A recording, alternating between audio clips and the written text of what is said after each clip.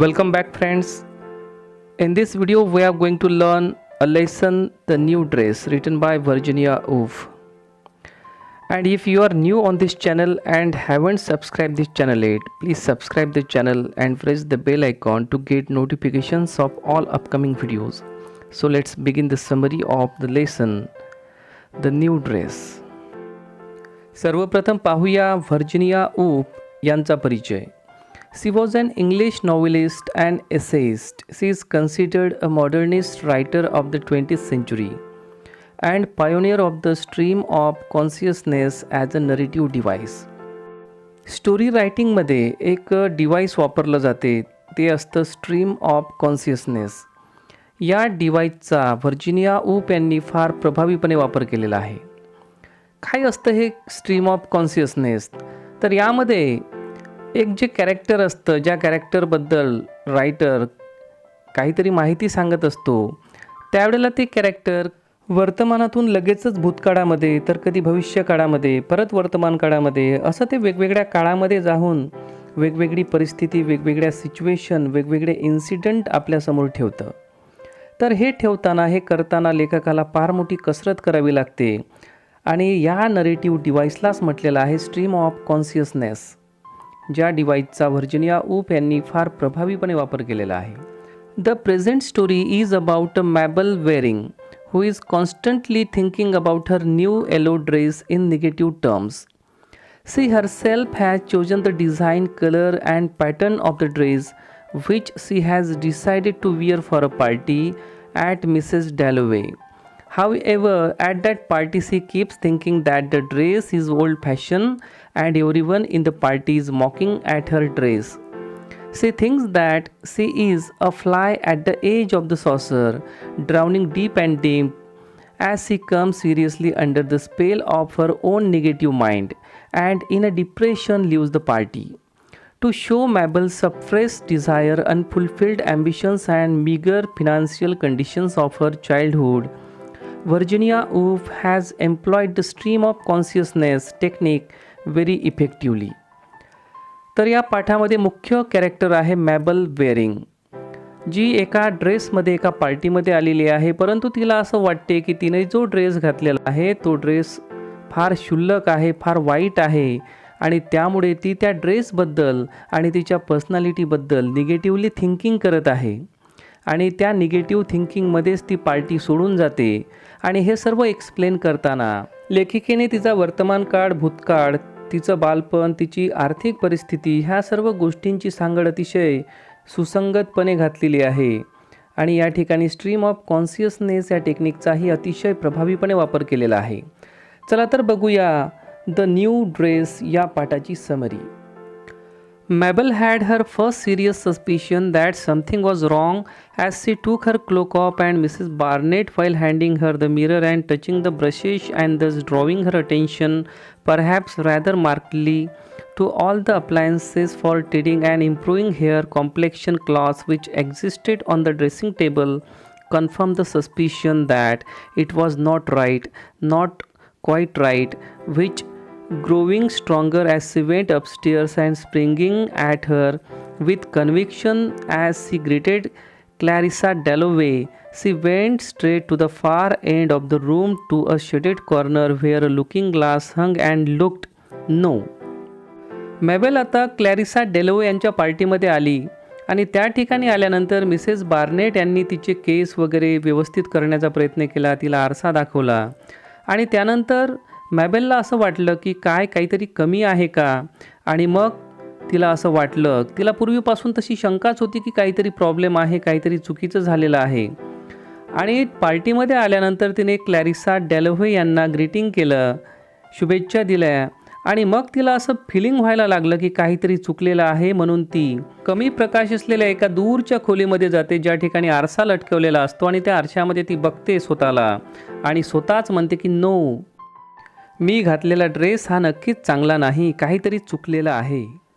It was not right and at once the misery which she always tried to hide, the profound dissatisfaction, the sense she had ever since she was a child of being inferior to other people, set upon her relentlessly, remorselessly, with an intensity which she could not be topped, as she would when she woke at night at home by reading Borrow or Scott. For oh, these men, oh, these women, all were thinking, what's Mabel wearing?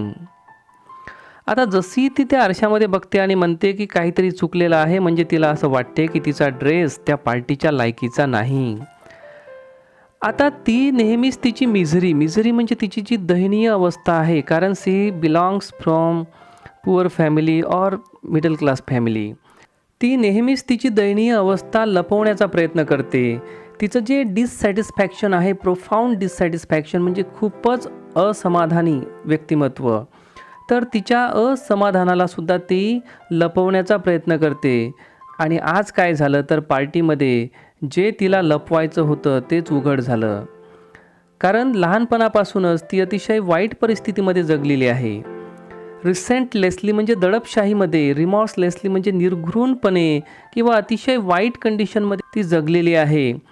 आणि ह्या गोष्टी तिच्या मनामध्ये फार खोलवर रुजल्या असल्यामुळे त्यांना ती मनामधून हटवू शकत नाही. C could not bit of म्हणजे ती ह्या गोष्टींना मनामधून हटवू शकत नाही. ती हटवण्याचा प्रयत्न करते, परंतु जी गोष्ट तिला करायची होती ती या ठिकाणी झाली नाही. तिला तिची गरिबी, तिची मिझरी लपवायची होती, परंतु तिच्या ड्रेसमुळे तिची मिझरी आता लोकांच्या समोर आली. आता तिला असं वाटायला लागलं की लोक माझ्याबद्दल काय विचार करतील. तर तिला असं वाटते की मॅबल काय कपडे घालत आहे, कोणते कपडे घालत आहे, मॅबलने कोणत्या प्रकारचा ड्रेस घातलेला आहे, असेच लोक विचार करत असतील. आणि याच भावनेने आता मॅबल त्रस्त झालेली आहे. She is not feeling well. What a fright she looks, what a hideous new dress. Their eyelids flickering as they came up and then their lids shutting rather tight. आता ती लोकांचा विचार करते की लोक तिच्याबद्दल काय विचार करत असतील. लोक विचार करत असतील की मॅबल किती घाबरलेली आहे, ती कशी दिसत आहे, तिचा ड्रेस किती हिडियस आहे, किती घाण आहे, किती वाईट आहे. त्यांचे आयलिड्स फ्लिकरिंग करत असतील आणि काहीतरी तिच्याबद्दल ते बोलत असतील. It was her own appalling inadequacy. आता हे जे होत आहे ते तिच्या स्वतःच्या शॉकिंग अपुरेपणामुळे होत आहे. काय अपुरेपणा आहे तर her cowardice, her mean water sprinkle blood that depressed her and at once the whole of the room where for ever so many hours she had planned with the little dressmaker how it was to go seemed sordid, repulsive, and her own drawing room so shabby, and herself going out puffed up with vanity as she touched the letters on the hall table and said, "How dull to show off." आता ती स्वतःमध्येच परिपूर्ण नाही, ती अपालिंग ॲडेक्वेसी आहे, म्हणजे तिच्यामध्ये काही अपुरेपणा आहे. कॉवर्डाईस म्हणजे ती भित्री आहे. मीन म्हणजे ती फार क्षुल्लक गोष्टीमध्ये लक्ष देते, लगेचच निगेटिव्ह होते. त्यानंतर वॉटर स्प्रिंकल ब्लड म्हणजे तिचं जे फिलिंग आहे ते विकनेस आहे. ती गरीब असल्यामुळे लगेच तिला विकनेस फिलिंग जाणवतं. आता खूप मेहनतीने तिच्या ड्रेस मेकरने तिच्यासाठी ड्रेस बनवला होता, परंतु जशी ती त्या पार्टीमध्ये गेली तिला ते सर्व सॉर्डेड म्हणजे दुःखदायी वाटलं, रिपल्सिव्ह वाटलं म्हणजे डिस्गस्टिव्ह वाटलं. तिला वाटलं की हे सर्व व्यर्थ आहे. आपल्या घरून निघताना तिने कुठलाच मेकअप केला नाही. तिला वाटलं की आपण कशाला शो ऑफ करायचा, आपण नॅचरल कंडिशनमध्ये जायचं असा तिनं विचार केला होता. परंतु जशी ती त्या पार्टीमध्ये गेली तिला ते सर्व व्यर्थ वाटलं. तिला वाटलं की आपण सिली आहो, पाल्ट्री आणि प्रोव्हिन्शियल आहो, म्हणजे आपण मूर्ख आहो, क्षुल्लक आहो आणि खेडवड आहो. म्हणजे त्या पार्टीमध्ये जो चमकदमक होती, जे लोक होते, ज्या स्त्रिया होत्या, ज्यांनी जे कपडे घातले होते, त्यांनी जे काही कपडे घातले होते ते एवढे महाग आणि चांगले होते की त्यांच्यासमोर मॅबल आता फार क्षुल्लक वाटत होती आणि आता ती फार नाराज झाली. All this now seemed unutterably silly, paltry and provincial. All this had been absolutely destroyed, shown up, exploded the moment she came into Mrs. Dalloway's drawing room. आता ती जशी त्या पार्टीमध्ये आली तिला असं वाटलं की आता सर्व डिस्ट्रॉय झालेलं आहे, संपलेलं आहे. आता आपल्यासाठी काहीही शिल्लक नाही. आपण ज्या साधेपणाने या ठिकाणी आलेलो आहो, हा आपला साधेपणा आता आपल्यासाठी मूर्खपणा झालेला आहे, अशी तिची धारणा झाली. What she had thought that evening when sitting over the teacups, Mrs. Dalloway's invitation came was that of course she could not be fashionable.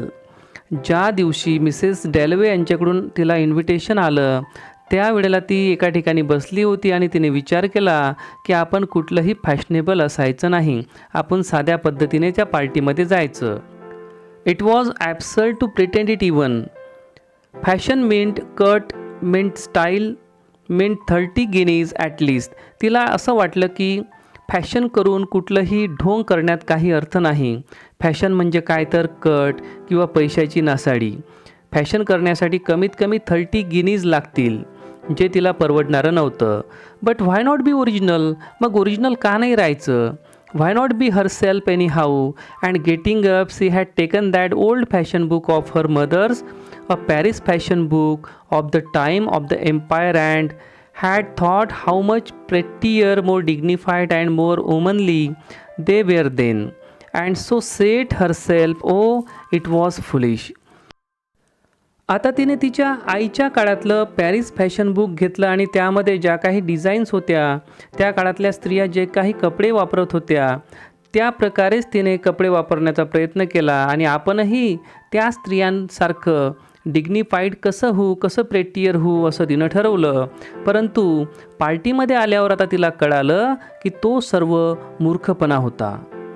Trying to be like them, pluming herself in fact upon being modest and old fashioned and very charming, giving herself up no doubt about it to an orgy of self love which deserved to be chastised, and so reach herself out like this.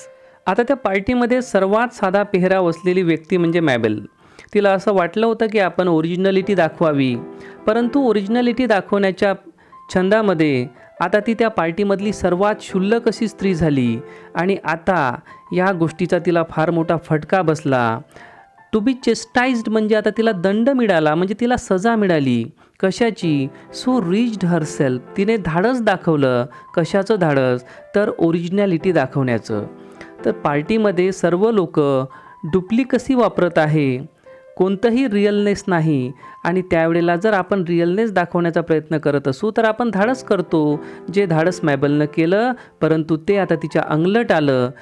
आता या पार्टीमधली सर्वात क्षुल्लक स्त्री मी आहे असं तिला वाटायला लागलं, अशी तिची धारणा झाली. But she dared not look in the glass. She could not face the whole horror.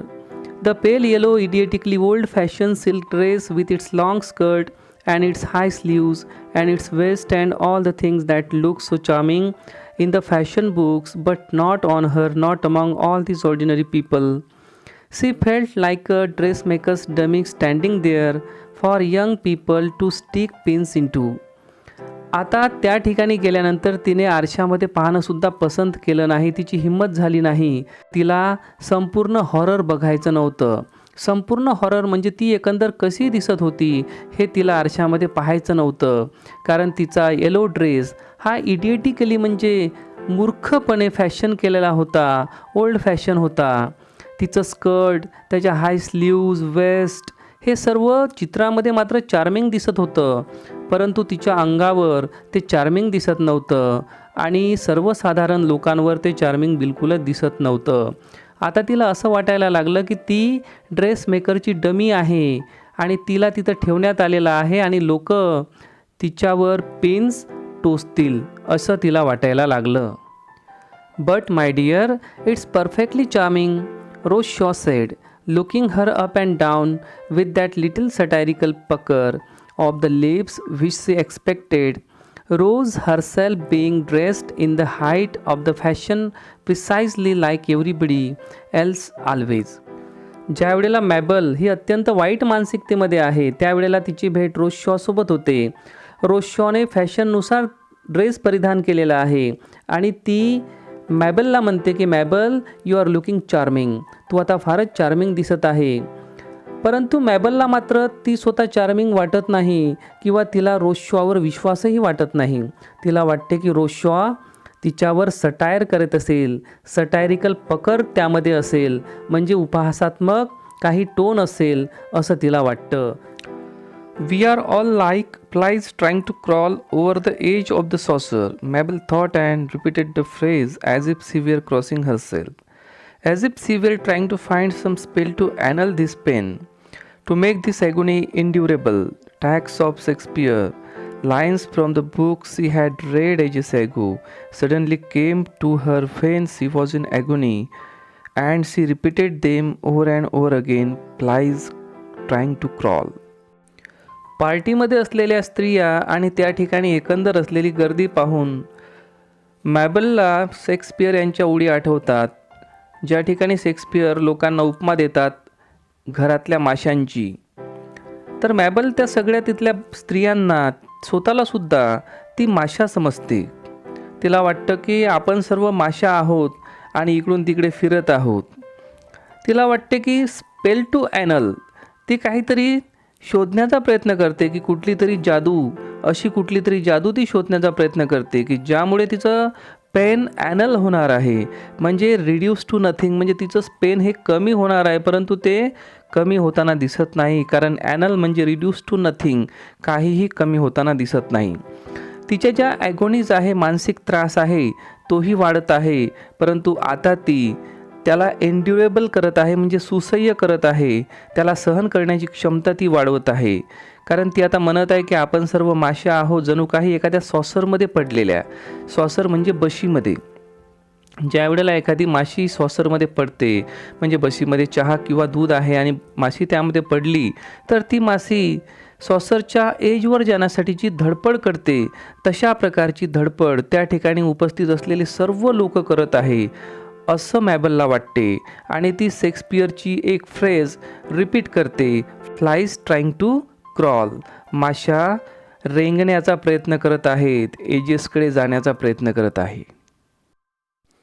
She repeated, if she could say that over often enough and make herself see the flies, she would become numb, chill, frozen, dumb. Now she could see flies crawling slowly out of a saucer of milk with their wings stuck together. आता परत तिला वाटते की आपण एखाद्या माशीप्रमाणे आहो, सॉसरमध्ये पडलेल्या, आणि दुधामुळे किंवा चहामुळे आपले पंख हे स्टक झालेले आहेत, चिपकलेले आहेत. And she strain and strain, standing in front of the looking glass, looking to Rousseau to make herself see Rousseau and all the other people there as flies, trying to hoist themselves out of something or into something. Meager, insignificant, toiling flies, but she could not see them like that. आता त्या ठिकाणी असलेल्या प्रत्येकाकडे जेव्हा ती पाहते, त्यावेळेला तिला असं वाटतं की सर्वच स्त्रिया आणि सर्वच त्या ठिकाणचे लोक जे इकडून तिकडं विनाकारण जात आहेत किंवा एक शो ऑफ करत आहेत, तिला असं वाटते की हे सर्व माशा आहेत आणि आपला शो ऑफ करत आहे, इकडून तिकडं जात आहेत. मिगर म्हणजे हडकुड्या, अशक्त, इनसिग्निफिकंट म्हणजे कमी महत्त्वाच्या, टॉयलिंग फ्लाईज म्हणजे मेहनत घेणाऱ्या माशा. तर काही हडकुड्या आहेत, काही कमी महत्त्वाच्या आहे, काही मेहनत करणाऱ्या आहे, असं ती त्या वेगवेगळ्या स्त्रियांना ती उपमा देते. But she could not see them like that, not other people, she saw herself like that. She saw a fly, but the other were dragonflies, butterflies, beautiful insects, dancing, fluttering, skimming, while the alone dragged herself up out of the saucer. Envy and spite the most detestable of the vices were her chief faults. आता हे समजत असतानाच तिला असं वाटते की मीच स्वतः माशी आहे आणि बाकीच्या मात्र कुणी बटरफ्लाय आहे, तर कुणी ड्रॅगन फ्लाईज आहे, कुणी ब्युटिफुल इन्सेक्ट आहे. कारण बाकीचे डान्सिंग करत होते, फ्लटरिंग करत होते, स्किमिंग करत होते, इकडून तिकडं जात होते, परंतु हीच अशी होती की ती एकाच ठिकाणी रुतून बसली होती. ती आरशासमोर होती, ती केवळ तिचा ड्रेस पाहत होती आणि तिचं लुकिंग पाहत होती की ती कशी दिसते. पण त्याच वेळेला इतर मात्र इकडून तिकडे फिरत होते, म्हणून ती इतर लोकांना वेगवेगळ्या बटरफ्लायची उपमा देते आणि स्वतःला मात्र दुधामध्ये पडलेली एक माशी समजते. लेखिकेने या ठिकाणी मॅबलचे काही कॅरेक्टर्स फॉल्ट सांगितलेले आहेत, तर ते आहे एनवी आणि स्पाईट, म्हणजे लोकांचा हेवा वाटणे, मत्सर वाटणे. हे आहेत तिच्या कॅरेक्टरमधले काही व्हायसेस, दुर्गुण, ज्या दुर्गुणांमुळे तिला असं वाटत आहे की मी इतरांपेक्षा कमी चांगली दिसत आहे किंवा माझा ड्रेस हा कमी चांगला आहे म्हणून स्वतःला कमी लेखून ती आता त्या पार्टीमध्ये मिक्सअप होण्याऐवजी एका वेगळ्याच कॉर्नरला गेली आणि त्या ठिकाणी आरशासमोर उभी राहून फक्त आपलं लूक पाहत आहे आणि लोकांपासून दूर राहण्याचा प्रयत्न करत आहे. तर हे का होतं आहे? तर तिला लोकांचा हेवा वाटतो आणि लोक मला काय म्हणतील, लोक मला गरीब समजतील, ही जी भावना आहे, ज्या भावनेने तिला पछाडलं, त्या भावनेमुळे हे सर्व घडत आहे. I feel like some dowdy, decrepit, horribly dingy old fly, she said, making Robert Hayden stop just to hear her say that, just to reassure herself by furbishing up a poor weak-kneed phrase, and so showing how detached she was, how witty that she did not feel in the least out of anything. And of course Robert Hayden answered something quite polite, quite insincere, which she saw through instantly and said to herself directly, he went again from some book, lies, lies, lies. आता ती स्वतःला डावडी म्हणायला लागली. Dowdy म्हणजे woman unfashionable and dull in appearance. त्यासोबतच ती स्वतःला डिक्रेपिट म्हणजे एल्डरली, कंटाळवाणी अशी वुमन. हॉरिबली डिंगी म्हणजे दुःखी, ग्लूमी, दुःखी असलेली वुमन, असं वर्णन ती स्वतःचंच करायला लागली. आणि त्याच वेळेला जेव्हा ती हे वर्णन करत होती, तिच्या बाजूलाच असलेला रॉबर्ट हेडनकडे पाहून ती त्याला थांबवते आणि त्याला काहीतरी विचारते. पण त्यानंतर रॉबर्ट हेडनसुद्धा तिला खोटं बोलतो, तिचं खरं वर्णन करत नाही, तिला चांगलं म्हणतो, तिला तू खूप सुंदर दिसते असंच तो म्हणत असेल.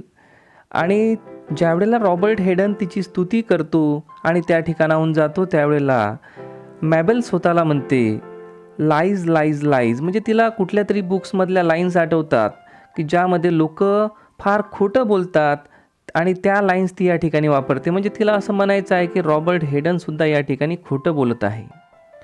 For a party makes things either much more real or much less real, she thought she saw in a flash to the bottom of Robert Haydon's heart. आता तिला असं वाटलं की पार्टीमध्ये लोक हे कमी रिअल किंवा जास्त रिअल म्हणजे ते ओरिजिनल नाहीत, ते स्वतःला जास्त दाखवण्याचा प्रयत्न करतात किंवा ते कमी दाखवण्याचा प्रयत्न करतात. म्हणजे एकंदर पार्टीचं वातावरण हे अत्यंत खोटारडं आहे. She saw through everything, she saw the truth.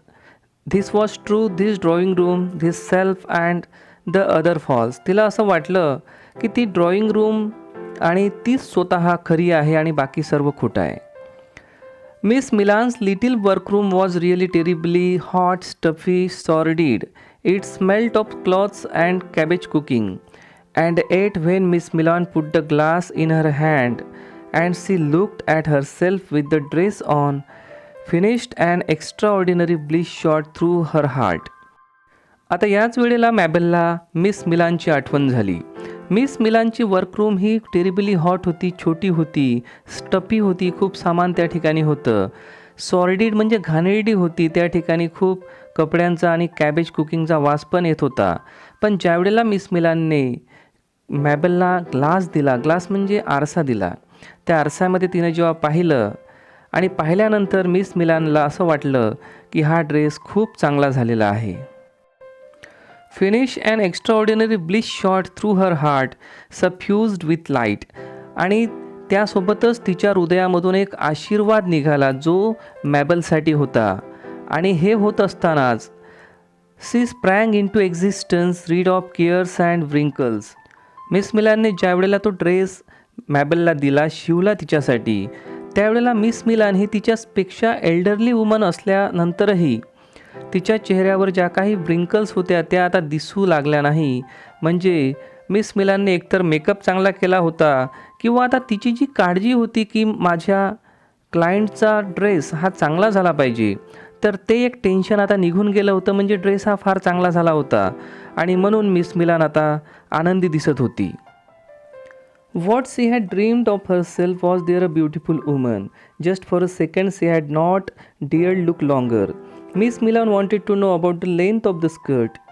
There looked at her framed in a scalloping mahogany, a grey white mysteriously smiling charming girl, the core of herself, the soul of herself, And it was not vanity only, not only self love that made her think it good, tender, and true. Miss Milan said that the skirt could not well be longer. If anything, the skirt, said Miss Milan, puckering her forehead, considering with all her wits about her, must be shorter.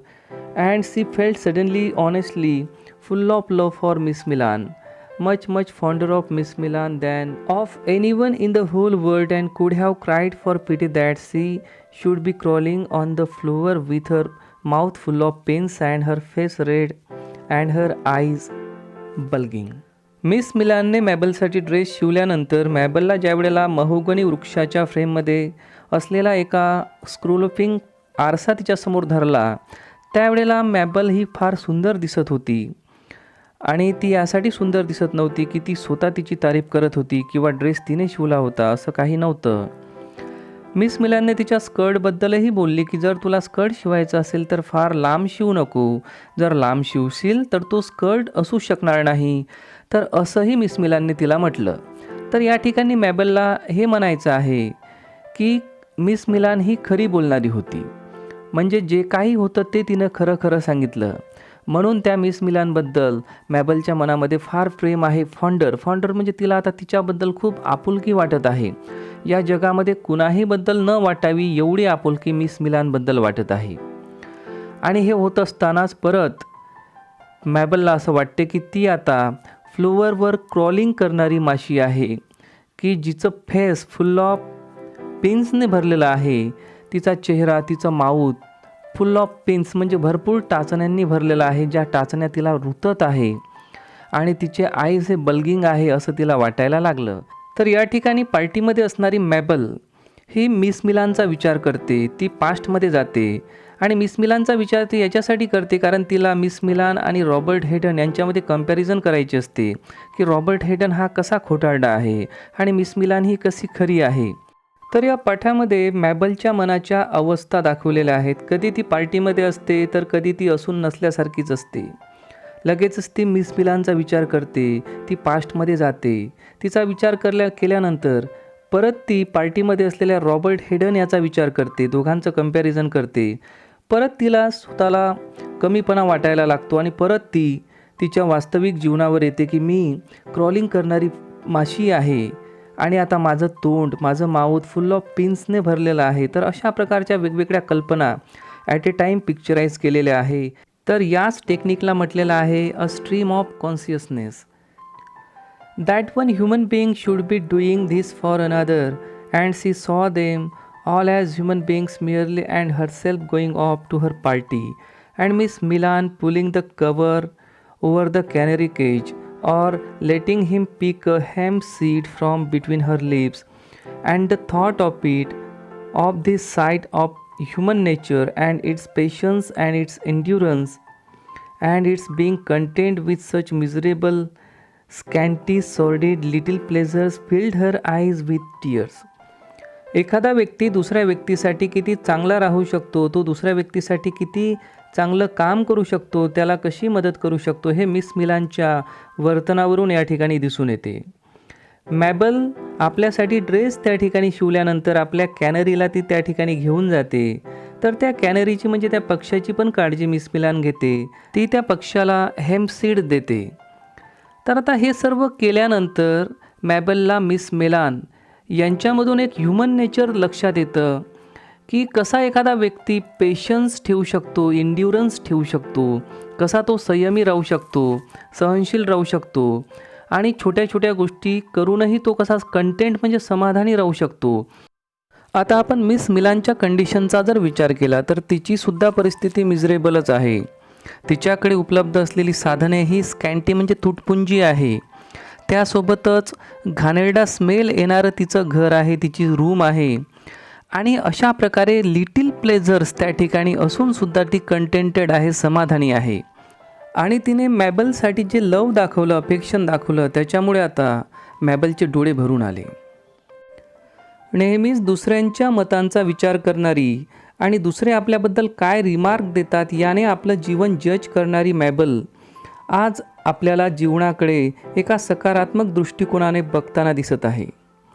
तर विद्यार्थी मित्रांनो, आपण या ठिकाणी थांबणार आहोत आणि next part of this lesson आपण नेक्स्ट व्हिडिओमध्ये पाहूया.